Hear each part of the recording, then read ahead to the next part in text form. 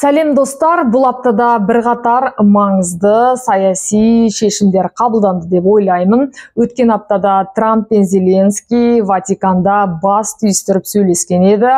Бәлкім Трамп қаншама Путинді бейбітшілікті қалайтын адам, Украинада соғысты ашқысы келмеген, Украинаны басып алғысы келсе баяғыдан басып алатын еді, бла-бла-бла дегенмен де Зеленский бұл шалдың тілін тапқан сияқты. Бәлкім енді Зеленский жастау, психологияны оқыды ма екен, әлде Трампқа ұнайтын, Трамп өзін ұлы сезінеді ғой, соған бәлкім жағатын сөздер айтты ма екен. Әйтеуір осы аптада дипломатиялық жеңістің көрініс тапқанын байқаймыз жаңалықтардан, яғни ақш пен Украина арасында минералдарды бірігіп игеру туралы келісімге қол жеткізілді. Бұл сарапшылар бұл келісімге күмәнмен қарайтыны бар, өйткені Украинада бәрібір соғыс тоқтаған жоқ, қан майдан жалғасып жатыр. Сондықтан дәл қазір Украинаға үлкен инвестициялар кіруі екіталай, дегенмен де бұл келісімді Украинаның дипломатиялық жеңісі деп бағалауға болатын сияқты. Бірқатар себебін атап өтейін. Ең алдымен әрине геосаяси маңызы бар, өйткені келісім келгеннен кейін, Украинаға ақштың ақшасы кіргеннен кейін, қалай дегенмен де Украинаның қауіпсіздігіне бәрібір кепілдік беріледі. Сондықтан бұл келісімге қуанып отырған адамдардың қатарынамын. Екіншіден, әрине бұл келісімнің аясында ақш Украинадан ешқандай, оның алдында Трамп 500 миллиард деді, 350 миллиард деді. Украина осында әскери көмек бергеніміз үшін Украина бізге қарыз дегенді Трамп бірнеше рет айтқан еді. Бірақ осы келісімнің аясында бұл қарыз туралы әңгіме болған жоқ. Сондықтан керісінше ары қарайда ақш Украинаға жаңағы 16 жойғыш ұшақтарды беру туралы және оны ремонттан өткізу дейміз ғой, яғни жарақтау, техникалық қолдау деген сияқты, соны көрсетеміз деп келісімге қол жеткізілді. Бұл дегеннің ішінде персоналды оқыту бар, логистика бар, яғни бұл өте тамаша жақсы жаңалық. Келісімге келді, ары қарай оның істелуі енді уақыттың еншісінде. Дегенмен бұл да бір Украина тарап үшін, Украинаның қоғамын, оның рухын жаңағы дүр сілкіндірген, әрине соғыс болып жатқан елде осындай бір жаңалықтар қалайда қоғамға әсер етеді, бұл қажет еді. Және маған ұнайтыны, достар, білесіздер ме, Украинаның жаңағы Зеленскийге қандай да бір келісім болсын, қандай да бір көшбасшымен жүздесу болсын, әркез нағыз блогерлар сияқты халықтың алдына шығып, біз осындайға қол жеткіздік, еліміз қарыз болмайтын болды деп тәптіштеп тұрып халқына түсіндіріп отырады. Біздің елге де осы бір практиканы енгізу керек сияқты. Біз қандай жоғарыда біздің билік қандай шешімге келіп жатқанын әйтеуір жаңалықтардан ғана оқимыз ғой. Президентіміз де әйтеуір жылына бір рет шықса, бір 1045 рет тексерілген сұхбатты егеменге беріп тұрады деген сияқты. Мен осы ана тілі газетіне, басқа да бір басылымдарға, бірақ тікелей тірі президенттің алдыңа шығып тұрып есеп беріп отырғанда әрине бұл басқаша әсер етеді. Енді соғыс жағдайында Зеленскийдің бұндай үлгісі өте керек деп ойлаймын. Осы жолда Зеленский жаңағы ақшпен мынандай келісімге келдік. Бұл елге қарыз емеспіз деген сияқты тікелей жаңағы Трамп айтқан 500 миллиард, 350 миллиард қарыз емеспіз. Мынандай жағдайда бұл көмек берілді, бұл келісім жасалды деп айтып отырғаны да маған ұнады. Қысқасы, геосаяси маңызын айттым, қарыз емес екенін айттым, және екі елдің жаңағы инвестициялық қор құрылатын болады. 50-50 пайда екі елге бөлінеді.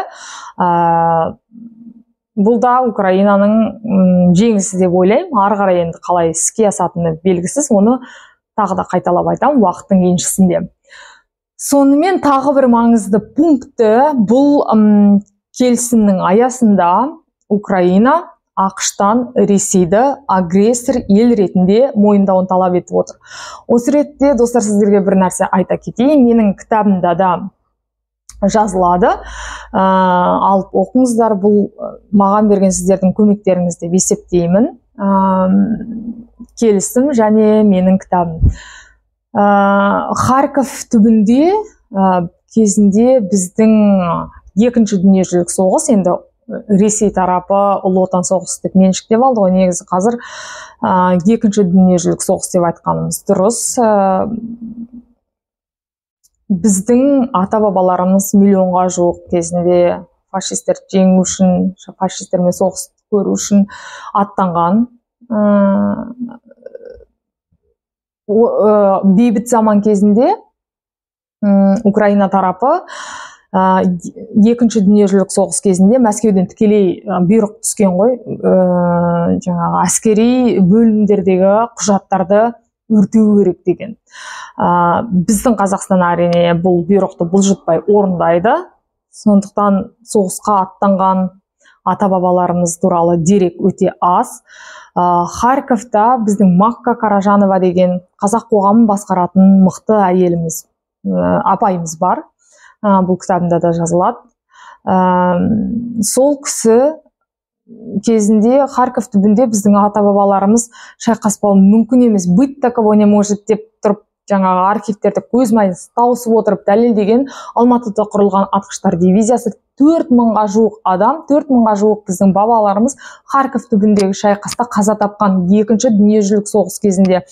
Сол кезде Украинаның архивінің арқасында Мәскеудің айтқанын орындамай, өзінің тарихына құрметтеп қарағанның арқасында Макка Қаражанова деген апайымыз Харьковтағы дәлелдеп шыққан құжат бойынша біздің 4000-ға жуық атап өткенде ата-бабаларымыз сол Харьковтың түбіндегі шайқаста қаза тапқан екен. Соны тарих дәлелдеп беріп отыр.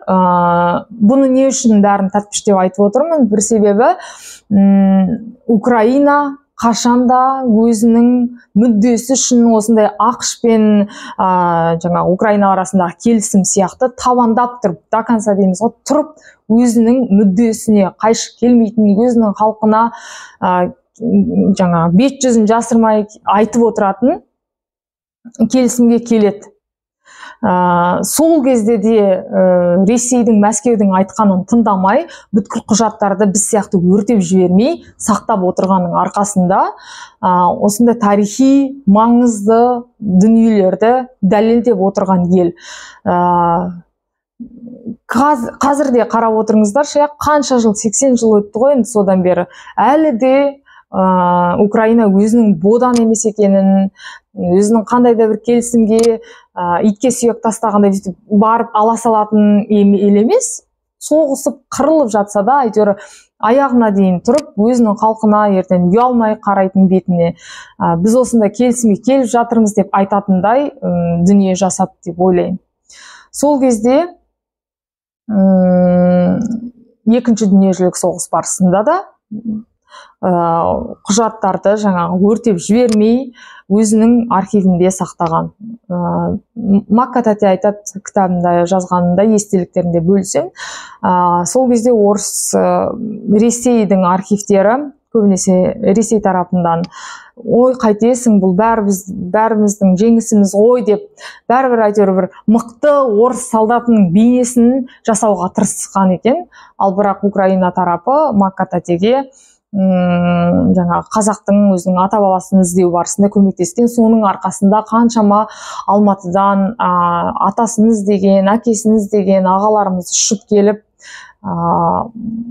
жаңа құрандарын бағыштап, тәу етіп сөйткенін менде мемлекеттік арнадан бірқатар сюжет ретінде ұсынғаным есімде.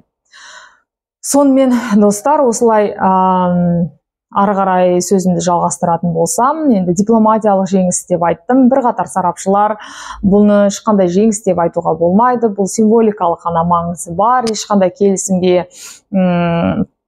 келісімнің үстіп дабыр айтатын әлі де маңызы жоқ деген сияқты айтады. Енді бұның бәрін әрине уақыт көрсетеді. Осы кезде қаншама енді айтпағым кедей деп қарағанымен Украина өзінің дегенде тұрған ел, әйтпесе қараңыздар статистиканы, иә. Мысалы, Ресей, тек мұнайды алайық. Ресей жылына 530 миллион тонна мұнай өндіретін ел. Қазақстан 90 миллион тонна. Бұл тек мұнай. Мен уран, алтын, газды айтып отырған жоқпын. Тек мұнай. Ал Украина салыстыру үшін 1 миллион тонна мұнай өндіреді, иә. Ресей Украинадан 30 есе үлкен. Мысалы, біздің ел одан 90 миллион тонна, Украинаның жанында қарағанда 90 миллион тонна деген үлкен ақша ғой. Енді орыстардікі мүлдем үлкен, 530 миллион тонна мұнай өндіреді. Бірақ 4 жыл сондай бір үлкен алып елмен тең дәрежеде соғысып отырған Украина ақш-тың келісіміне көне қалатын ел ғой, бұлай қарап отырсаң. Бірақ қанша дегенмен сонау екінші дүниежүзілік соғыстан бері тарихты ақтарып отыратын болсақ, өзінің бодан ел емес екенін әйтеуір қанша қиын болса да, Ресей тарапы соғыс ашып отырса да, мысалы ақш-тың соңғы келісіміне де жүгіріп барып көне салып отырған ел емес, мүмкіндігінше мүддесін қорғап отырған ел. Сонымен, ал соғыстың шығынын естісеңіздер, сіздер тіпті жағаларыңызды ұстайсыздар, бұның бәрі ашық интернеттен оқуға болатын ақпарат, сөзімді тексеру үшін де көп қарап, жаңағы басқа да орыстың пропагандалық бақ құралдары беріп отырған ақпаратқа емес, өздеріңіз де ізденіп қарасаңыздар, шынымен де жаға ұстататын факт. Мысалы, Украина жылына емес, күніне өзінің елін, жерін қорғау үшін 140 миллион доллар ақша бөледі бір күнде. Ал Ресей Украинаға өзінің бомбаларын, зымырандарын, шахеттерін, қаруды жіберіп отыру үшін күніне 300 миллион долларға дейін ақша құртады.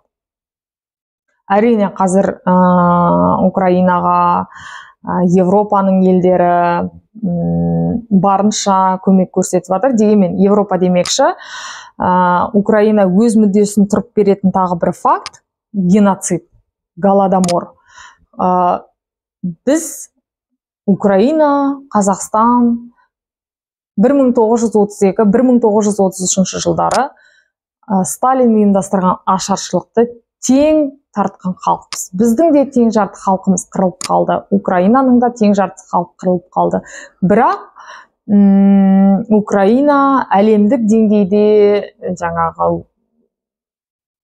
қолдан қасақана жасалған ашаршылықты геноцид деп мойындауды талап етіп келе жатқан ел, және 22 жылы әлемнің 30-ға жуық елі, оның ішінде Европарламент бар, Польша бар, Балтық елдері бар, ақш бар, бұл голодоморды геноцид деп мойындады. Өкінішке қарай, бізде ашаршылықтан халқымыздың тең жартысы қырылып қалса да, бұл фактіні саясиландырғымыз келмейді, бәлкім Ресеймен арақатынасымызды бұзғымыз келмейді. Сондықтан да бұл әлемдік деңгейде, халықаралық деңгейде өзіміздің, біз тарихи зұлмат деп айтамыз, бірақ ашаршылықты геноцид деп мойындатқыза алмай отырмыз, бәлкім мойындатқызғымыз келмейді, әлде бұл салада жұмыс жүргізген жоқпыз. Қысқасы, бұл жөнінде Украина сияқты әлемдік аренада, халықаралық деңгейде өзіміздің мүддемізді қорғап отырған жоқпыз. Ал Украина әлемнің 30-ға жуық еліне ашаршылықты,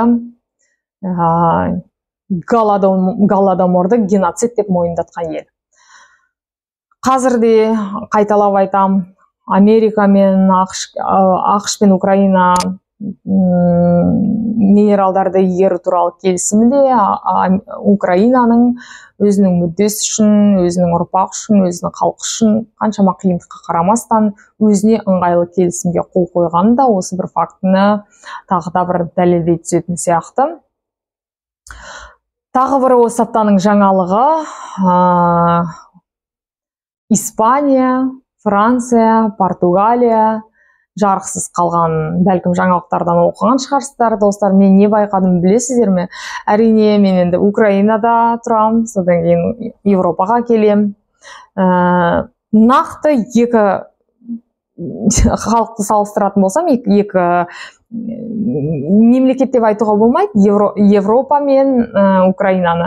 Біз blackout болды талай рет, жарықсыз Украина үйреніп қалды. Оны айтайыншы, тіпті лифт жұмыс жасамайды ғой. Мен Наташа деген құрбым бар, Матвей деген бір ұлы бар, Мартин деген кіші ұлы бар. Жаңа 21-ші этажға ары бері шығып мускулын былай өсіріп алған қыз, қарап отырсақ, бұл дегенім, яғни Украина қандай да қиындыққа үйреніп қалдық қой, төтеп беріп қалдық. Қаншама тәулік бойы жарық жоқ, кейде мысалы орыстар қатты атқылаған кезде әсіресе жаңа трансформаторларды, электр энергияларын, ТЭЦ-тарды атқылаған кезде, жылу ошақтарын, жылу қазандықтарын қыс кезінде жарық 1-2 тәулікке жоқ болып кетеді. Соған үйренгенбіз, лифтіде де ары бері жүріп айтып отырғаным сол. Ал Европа, әрине, Испания болсын, Португалия, Франция бұндай жарықсыз тәулікке дайын емес екенін мен өз көзіммен көрдім. Барлығы бірден тоқтап қалды. Әрине, банк жұмыс жасады және емханалар жұмыс жасады ау деймін. Ал қалған жаңа полностью дейміз ғой, толығымен парализацияға түсіп қалды. Яғни Европа өте нәзік және өзінің комфортына үйреніп қалған кәрі құрлық қой бәрі дегенмен. Ал Украина, осы ретте мен ойлаймын, Украинаның адамдары, әсіресе әйелдері, қазақтың қыздары сияқты мықты, қан майданда еркектер тік тұрса, әйелдері өзінің тұрмысы үшін қазір төтеп беріп тұр деп ойлаймын. Және бұл соғысты жеңіліп қалмай, Ресей сияқты алып аюмен тең дәрежеде соғысып отырғанда осы мықты Украина әйелдерінің де арқасы деп ойлаймын. Европада свет өшкенде, жарық өшкенде қалай жарық жоқ, жаңағы байланыс құралы жоқ, Европа қалай өзін ұстады, ал 2 күннің бірінде жарық өшіп тұратын Украина қалай өзін ұстады. Әрине 4 жылда көргедей үйренесің ғой, 3 күнде. Құдай бетін арығысын, бірақ соғыс бәрібір Украинаны мықты халық қылып жасап шығарады. Мен соған сенемін. Бір жағынан шаршатты, әрине халықты, бір жағынан жосып жүніп кетеді ғой соғыс кезінде. Не жолы, не жаңағы дұрыс жағдай болмаса да, осы аптада жарық өшіп қалған кезде, әрине Европаға қарағанда Украинаның халқы әлде қайда соғыс бұл халықты шыңдады деп айтсам болады. Енді ақырын жылыстап 7 мамыр мен 9 мамырға келетін болсақ, әрине жеңіс күнінен біз 9 мамырды тойламай, 7 мамырда отан қорғаушылар күні деп өзіміздің үстіп жолды, өзіміздің мерекемізді 9 мамыр емес 7 мамырға қойғанымыз әрине мені қуантады. Шетелдегі қазақтың қызы ретінде, шетелдегі қазақтың тілшісі ретінде мен орыстан бәрібір іргемізді алыс салғанымызды қалап тұрам ғой дей тұрғанмен, әрине Тоқаевтың 9 мамырға қатысатыны туралы мәлім болды. Сондықтан бәлкім бұл саясат, бәлкім бұл қазақтың көп векторлы жаңағы өзінің саяси ұстанымы дей тұрғанмен де шетелдегі қазақ ретінде айтайын, әрбір осындай Тоқаевтың Путинмен жақын жүргенін көрген кезде, әсіресе кеден одағы, Украина тарапындағы кеден одағы, Польшадағы кеден одағы біздің көк паспортқа түкіріп қарайтындай бір түрін көресің. Өйткені бәрібір оларда жаңалықтарды оқиды, бәрібір сен көк паспортыңмен ары бері жүргеннен кейін 9 мамырда, өткен аптада, өткен жылы дейікші, жаңағы Тоқаев Путиннің оққа қарсы сияқты бір дыбыстар шыққан кезде бүйтіп қорғап сөйтті ғой. Осындай бір фактордың, білмеймін енді осы жол қалай болатын. Зеленский мысалы қандай да бір қауіп болмайды, мен кепілдігін қамтамасыз етпеймін деген сияқты айтты ғой. Енді көреміз, бірақ Ресей тарапы қандай да бір нені өзі ұйымдастырып, бір шахет жібере ма, әйтеуір бір нәрсені ұйымдастырып, Украина біздің жеңіс парадын бұзуға талпыныс жасады деп айтуы мүмкін. Енді оны уақыт көрсетеді. Бірақ қазіргі парад Мәскеудегі, әсіресе Европада ондай қатты бір сұмдық бір парад деп айтады. Керісінше ол Путин билігінің бір белгісі, өзінің әйтеуір осы менің бұл кезінде қан майданда соғысқан қарттарға емес, бір өзіне көп алатын сияқты, бір міне мен мықтымын, міне менің техникам осындай деген сияқты көрсететін түрі бар. Енді солай болып келген, қаншама жыл Путин елдің басында отыр, сол сияқты қаншама жыл осы парад ұйымдастырылып келеді. Сондықтан уақыт көрсетеді. Бірақ Зеленский айтты, бұл парадтың қауіпсіздігін қамтамасыз бәрі қорқуы тиіс деген сияқты. Және Путин 7 мамырдан бастап 3 күнге үзіліс салайық, бітім жасайық деген сияқты. Ал Зеленский 3 күнге емес 30 күнге бітім жасайық. Яғни бұл қарапайым мысал ретінде де көніп отырған жоқ. Путин өз-өзімен бір қайта жаңағы бітімді айта береді, сол бітімді өзі де бұзады. Айтпақшы, оны тек Трамп үшін жасап отырғанын әлем біледі. Бірақ бәрін уақыт көрсетеді. Ертең 9 мамырдың қалай болатын. Сондықтан келесі аптада әрине маңызды жаңалықтармен бөлісем. Ал сіздердің тараптарыңыздан маған комментарий, лайк, дизлайк бәрі маңызды. Бұл деген көп, бұл шығарылымды көп халық көреді деген сөз. Ал бұл фактор мен үшін маңызды. Сондықтан келесі аптада кездескенше комментарий күтемін.